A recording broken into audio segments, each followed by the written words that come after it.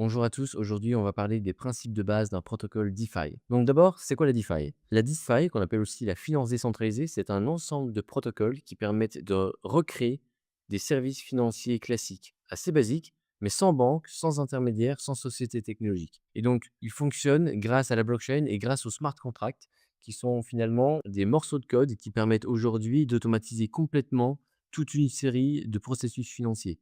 Et donc l'idée, c'est de rendre la finance ouverte, accessible à tous, 24 heures sur 24, partout dans le monde. Si vous avez accès à internet et un téléphone ou un ordinateur, vous avez accès à la finance décentralisée. Ça, c'est un truc vraiment un truc assez important. Et donc l'un des grands principes de la finance décentralisée, c'est la décentralisation, comme son nom l'indique. Donc un protocole DeFi repose sur la décentralisation. Il n'y a pas de banque, il n'y a pas d'autorité qui contrôle tout. Les règles sont inscrites dans le code et elles sont exécutées automatiquement par des smart contracts. Voilà, finalement, c'est ça le gros avantage. C'est que ces processus, ils sont automatisés.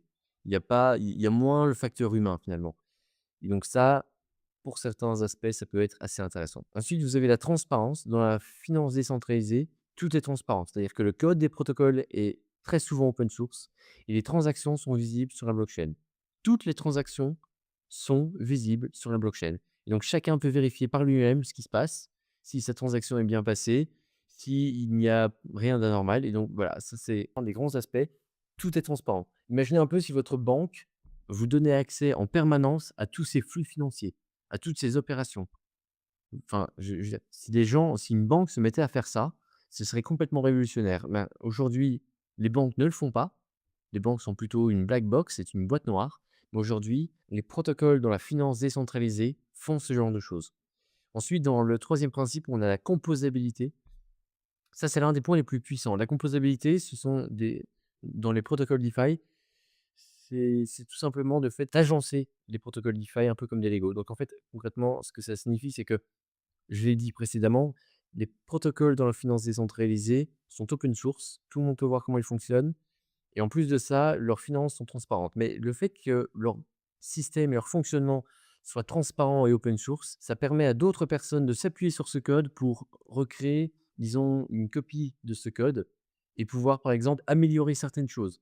Ou bien alors, OK, d'accord, ce protocole en finance décentralisée fonctionne vachement bien, mais j'aimerais bien apporter une fonctionnalité supplémentaire à ce protocole de manière générale. Donc, je vais regarder le code qui est open source, donc n'importe qui peut le voir, peut le manipuler, et cetera. Je vais voir comment fonctionne ce code et en comprenant comment fonctionne ce code, je vais pouvoir recréer une fonctionnalité pour faire en sorte que ce protocole open source et dans la finance décentralisée que je trouve très intéressant, je vais pouvoir le rendre encore plus pratique et encore plus facile à utiliser. Et ensuite, on a l'accessibilité, donc sans intermédiaire. Bon, ça, concrètement, avec la finance décentralisée, vous n'avez pas besoin de banque ou d'autorisation.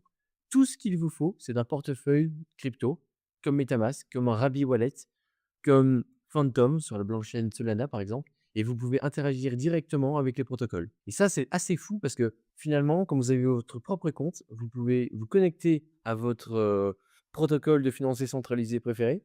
Et puis ensuite, vous pouvez vous déconnecter, aller sur un autre protocole, et ainsi de suite. C'est vraiment littéralement comme si vous vous baladiez d'une banque à une autre et que vous, je sais pas, vous êtes sur une banque dans votre pays et puis ensuite, vous dites: «Tiens, il y a une banque intéressante là, aux États-Unis, j'aimerais bien aller, voir ce qui se passe sur cette banque, éventuellement profiter des produits financiers que propose cette banque aux États-Unis». Vous vous déconnectez de votre banque, dans votre pays d'origine et vous allez directement vous connecter à cette banque aux États-Unis.